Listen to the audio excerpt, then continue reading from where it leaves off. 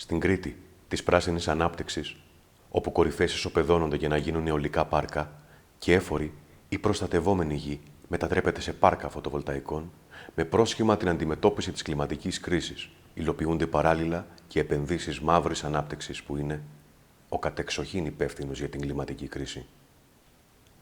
Το ελληνικό κράτος έχει παραχωρήσει 2 θαλάσσιες περιοχές δυτικά και νοτιοδυτικά της Κρήτης, έκτασης σχεδόν 40.000 τετραγωνικών χιλιόμετρων στην κοινοπραξία ExxonMobil και Hellenic Energy, για την έρευνα και εξόρυξη υδρογονανθράκων, δηλαδή για ορυκτό, αέριο και πετρέλαιο.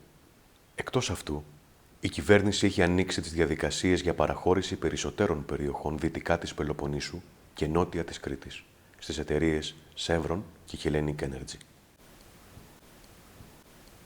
Το πρόβλημα είναι ότι τα θαλάσσια αυτά οικόπεδα είναι μεγάλα τμήματα ενός οικοτόπου παγκόσμιας οικολογικής αξίας, της ελληνικής τάφρου. Μιας υποθαλάσσιας οροσειράς στα ανοιχτά των ακτών μας, που ξεκινά από το Ιόνιο, περνά νότια της Κρήτης και καταλήγει στη Ρόδο και τις μικρασιατικές ακτές. Οι χαράδρες της, σε μερικά σημεία, ξεπερνούν τα 5 χιλιόμετρα σε βάθος. Η τεράστια σημασία αυτής της περιοχής για τη βιοποικιλότητα, για τα προστατευόμενα είδη που φιλοξενεί και τους μοναδικούς πληθυσμούς τους, δηλαδή φυσιτήρες, ζυφιούς, δελφίνια, χελώνες, φώκες, βαθιά κοράλια, βαθυπελαγικά καλαμάρια και χιλιάδες άλλα είδη, έχει αποτυπωθεί εδώ και χρόνια στην εθνική νομοθεσία, σε ευρωπαϊκούς κανονισμούς αλλά και διεθνείς συμβάσεις, όπως η ACOBAMS, η Διεθνή Συμφωνία για τη Διατήρηση των Κοιτωδών της Μαύρης Θάλασσας, της Μεσογείου και της παρακείμενης ζώνης του Ατλαντικού. Οι πληροφορίες για το τι ζωή υπάρχει πραγματικά σε αυτά τα βάθη είναι ακόμα ελάχιστες.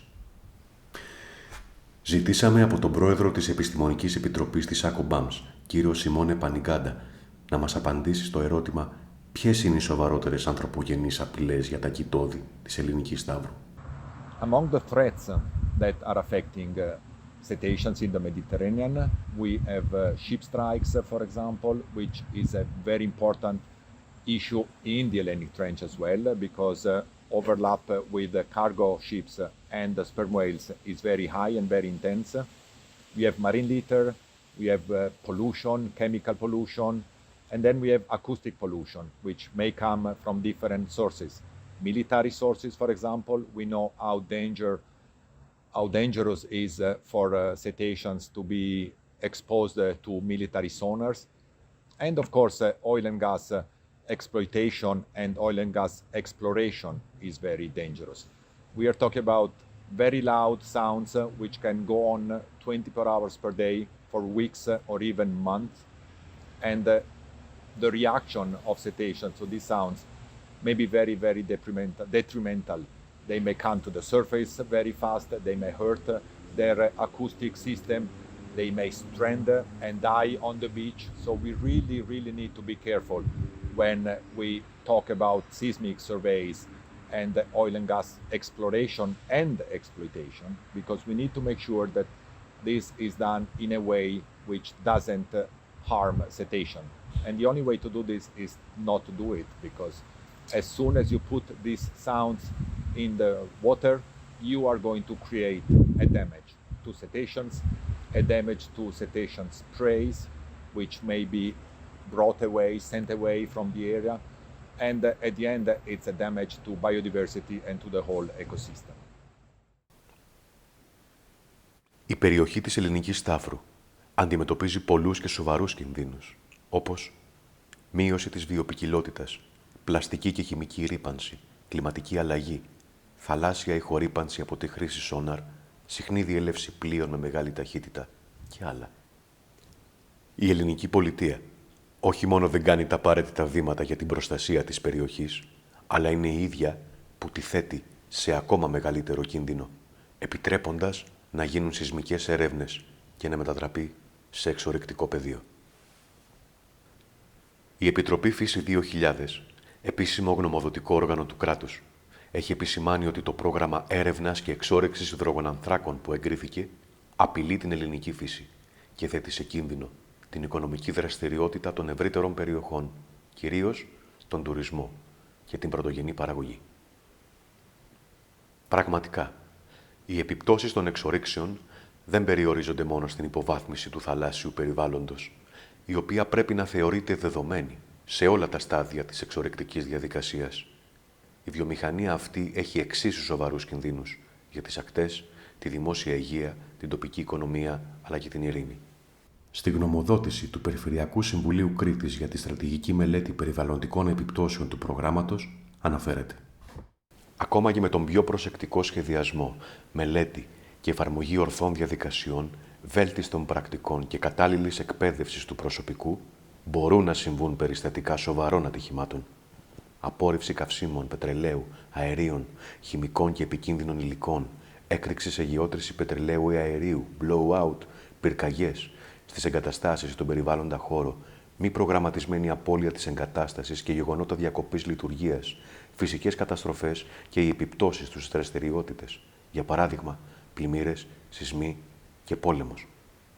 Ειδωλιοφθορά. Ενώ πρόκειται για επιλογή που ενδέχεται να αλλάξει για πάντα την ταυτότητα του τόπου και τις ζωές μας, οι κάτοικοι του τόπου ενημερωθήκαμε τελευταίοι. Το μοναδικό άμεσο έσοδο για την περιφέρεια είναι ένα 5% επί των καθαρών κερδών που θα δηλώσουν οι εταιρείες. Έτσι αναφέρεται στις συμβάσεις παραχώρησης που υπέγραψε με νόμο το ελληνικό κράτος. Μάλιστα, χωρίς να προβλέπεται καμία αποζημίωση σε περίπτωση ζημιάς από φυσικά αίτια, παραδείγματος χάριν από σεισμό. Αναρωτιόμαστε, αξίζει το ρίσκο? Πόσο μάλλον όταν το εξορρεκτικό πεδίο βρίσκεται πάνω στο ενεργό σεισμικό ρήγμα του ελληνικού τόξου, αυξάνοντας το ρίσκο ατυχήματος, ενώ λόγω του τεράστιου βάθους των εξορρίξεων, που είναι πάνω από 4.000 μέτρα, μειώνονται δραματικά οι δυνατότητες έγκαιρης και αποτελεσματικής παρέμβασης.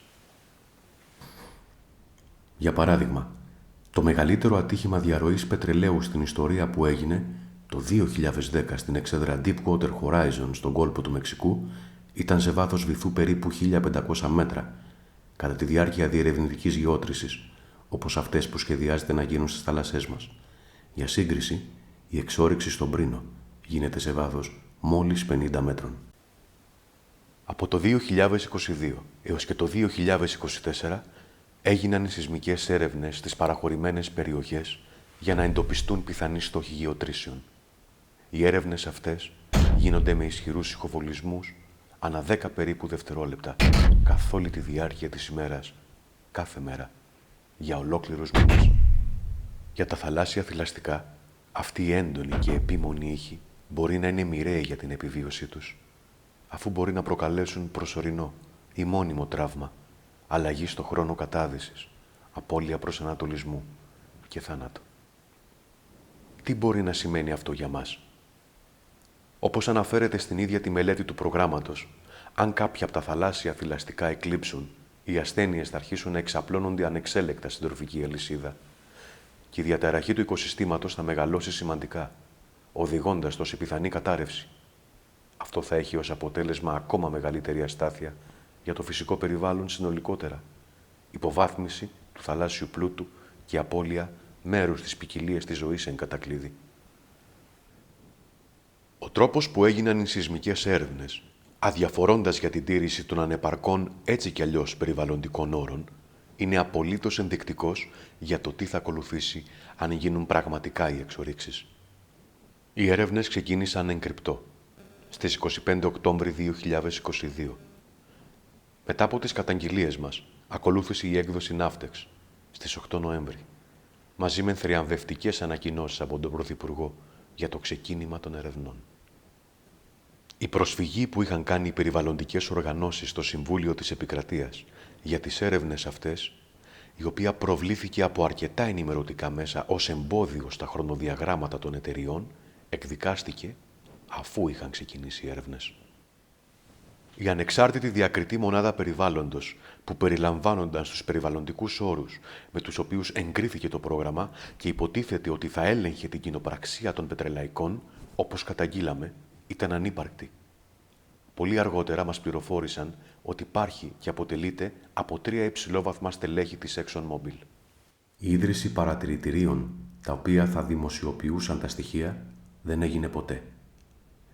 Σε αίτημα που καταθέσαμε το Μάρτιο του 2024 προς το Περιφερειακό Συμβούλιο Κρήτης για την Επιτροπή Περιβάλλοντος και Χωροταξίας σχετικά με το κατά πόσο τηρήθηκαν οι προβλεπόμενοι περιβαλλοντικοί όροι, έως σήμερα δεν έχουμε λάβει καμία απάντηση.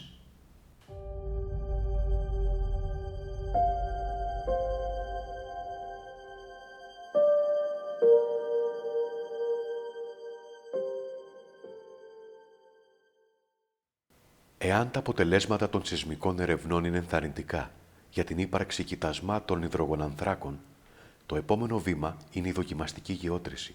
Το στάδιο αυτό απαιτεί υποδομές υποστήριξης όπως λιμάνια, αποθήκες, δεξαμενές και άλλες υποδομές για μεταφορά, αποθήκευση και επεξεργασία χημικών ουσιών, εκρηκτικών και ογκωδών αναλωσίμων. Για αυτές τις υποδομές, οι εταιρείες δικαιούνται κρατικές ενισχύσεις που βέβαια θα πληρώσουν οι φορολογούμενοι πολίτες. Οι εγκαταστάσεις στη στεριά είναι μέρος της βαριάς και βρώμικης βιομηχανίας των εξορίξεων.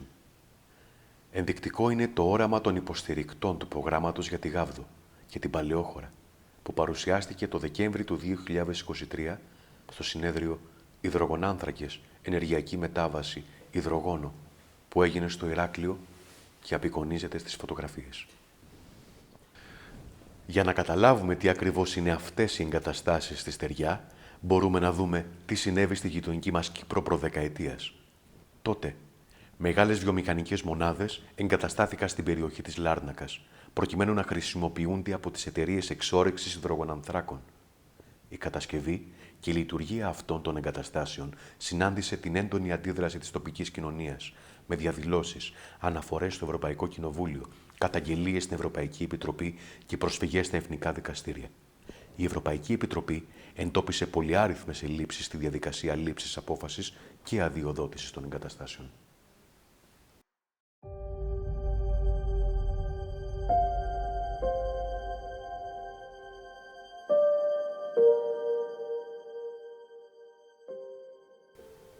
Στα μέσα ενημέρωσης, το αφήγημα για κοιτάσματα μαμούθ που θα μας κάνουν πλούσιους δεν έχει αλλάξει καθόλου από την εποχή της Χούντας.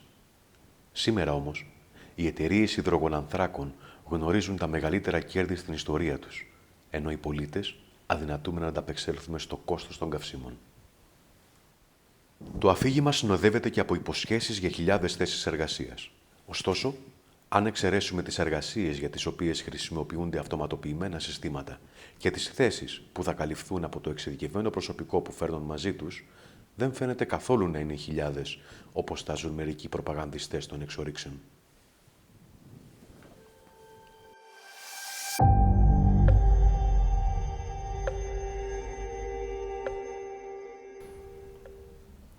Στα οικόπεδα νότια και νοτιοδυτικά της Κρήτης, μισθότρια εταιρεία με ποσοστό 70% είναι η ExxonMobil, μία από τις μεγαλύτερες εταιρείες ορυκτών καυσίμων στον κόσμο. Η εταιρεία αυτή έχει κριθεί ένοχη για ζημιές στο περιβάλλον και καταπάτηση ανθρωπίνων δικαιωμάτων ανά τον κόσμο και βρίσκεται κατηγορούμενη όχι μόνο για τη μεγάλη συνεισφορά της στην κατάρρευση του κλίματος, αλλά και γιατί ενώ γνώριζε τις επιπτώσεις, απέκρυψε την αλήθεια, χρηματοδοτώντας εκστρατείες παραπληροφόρησης και ασκώντας πιέσεις για να μην εφαρμοστούν πολιτικές για το κλίμα. Όσο για τον άλλο πετρελαϊκό κολοσσό, τη Chevron, που έδωσε προσφορά για τα οικόπεδα της Πελοποννήσου και νότια της Κρήτης, είναι χαρακτηριστικό ότι έχει καθιερωθεί από το 2014 κάθε 21η Μαΐου ημέρα κατά τη Chevron, μια παγκόσμια ημέρα διαμαρτυρίας για το ρόλο της στη συνεχιζόμενη καταστροφή του κλίματος και τις παραβιάσεις των ανθρωπίνων δικαιωμάτων σε παγκόσμιο επίπεδο, ιδίως στη λεκάνη του Αμαζονίου. Το 2025, η ημέρα κατά τη Chevron ήταν αφιερωμένη στον βρώμικο ρόλο της εταιρείας στη γενοκτονία των Παλαιστινίων και το Apartheid στο Ισραήλ. Σε ανάλυση του για το πραγματικό κόστος των εξορίξεων, το ίδιο το Διεθνές Νομισματικό Ταμείο συμπεραίνει ότι οι εταιρείες ορυκτών καυσίμων επιδοτούνται καθημερινά από όλους εμάς με εκατομμύρια δολάρια.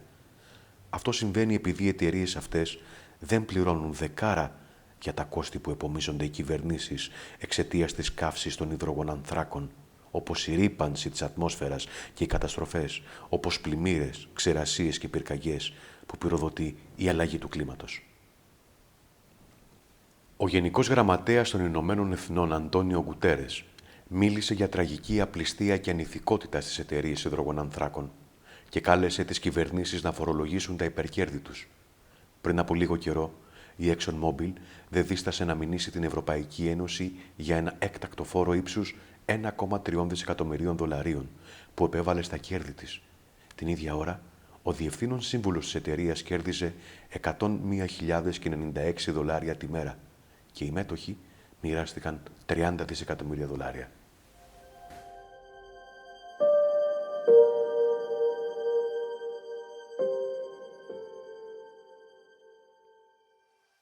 Πριν μερικά χρόνια, το Ισπανικό κράτος παραχώρησε θαλάσσιες περιοχές για έρευνα και εξόρυξη υδρογονανθράκων στις Βαλεαρίδες νήσους και τα Κανάρια νησιά, πάνω στο διάδρομο μετανάστευσης κοιτωδών.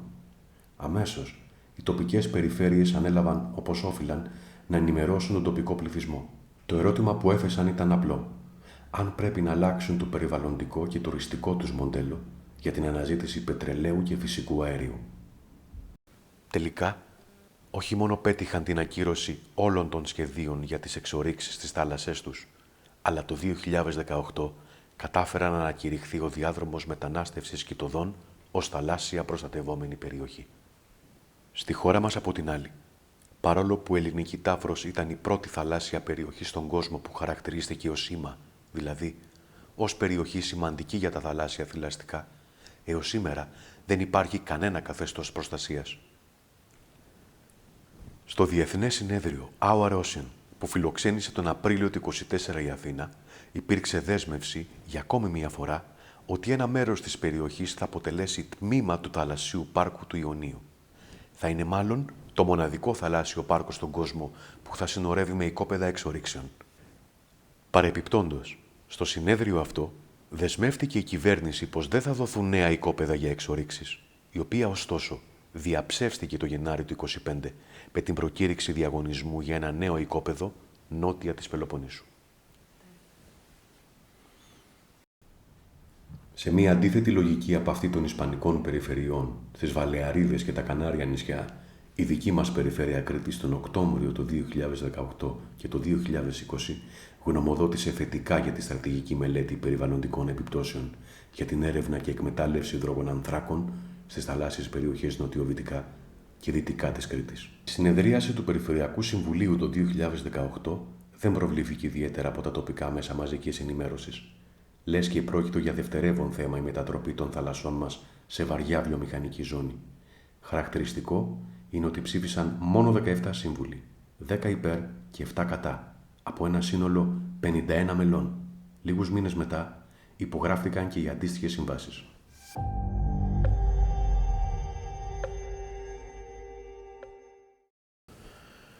Η παραχώρηση της έρευνας και εξόρυξη υδρογονανθράκων σε εταιρείες παρουσιάζεται ως στρατηγική αναβάθμιση του ρόλου της Ελλάδας σε ενεργειακό κόμβο της Ευρώπης, που διασφαλίζει την γεωπολιτική σταθερότητα στην περιοχή. Μία σύντομη ματιά όμως στη σύγχρονη ιστορία φανερώνει ακριβώς το αντίθετο: τη διαχρονική σχέση των υδρογονανθράκων με τις πολεμικές σειράξεις. Ο ανταγωνισμός για τον έλεγχο των ΑΟΣ και των δικτύων μεταφοράς όχι μόνο δεν φέρνει σταθερότητα, αλλά οδηγεί σε αναζωπήρωση των συγκρούσεων και σε τεράστιες αυξήσεις των στρατιωτικών δαπανών για την ασφάλεια των επενδύσεων των εταιριών. Η περιοχή του Αιγαίου και της Ανατολικής Μεσογείου αποτελεί και πάλι ένα εκρηκτικό γεωπολιτικό μέτωπο. Η ανακάλυψη υποθαλάσσιων κοιτασμάτων φυσικού αερίου είχε ως συνέπεια να συγχωνευτούν παλιές και νέες συγκρούσεις, έχοντας ως επίκεντρο την Ελλάδα και την Τουρκία, συμπαρασύροντας όμως και πολλές άλλες χώρες. Αυτά τα νερά αποτελούσαν αιτία πιθανής ανάφλεξης ανάμεσά τους και πριν από την ανακάλυψη των κοιτασμάτων, αλλά αυτή προσέδωσε μια νέα τοξικότητα. Πόλεμοι έχουν ξεκινήσει για πολύ πιο ασήμαντους λόγους, σε σύγκριση με όσα διακυβεύονται εδώ, και η επόμενη δεκαετία φαίνεται έτοιμη να προσφέρει πολυάριθμες αφορμές αντιπαράθεσης που θα μπορούσαν να βγουν εκτός ελέγχου, ακόμα κι αν καμία πλευρά δεν επιθυμεί μια γενικευμένη σύραξη. Το 2022 δημιουργήθηκε από 19 οργανώσεις των πολιτών η Πανελλαδική Συνέλευση για την Προστασία της Ελληνικής Τάφρου. Μέλος αυτής της συνέλευσης είναι και η Πρωτοβουλία Κρήτης ενάντια στις εξορίξεις υδρογονανθράκων. Στο διαδίκτυο μπορείτε να βρείτε και να υπογράψετε το κείμενο έκκλησης για την προστασία της ελληνικής τάφρου σε πολλές γλώσσες. Το κείμενο το έχουν υπογράψει ήδη περίπου 100 ακόμα οργανώσεις και χιλιάδες πολίτες.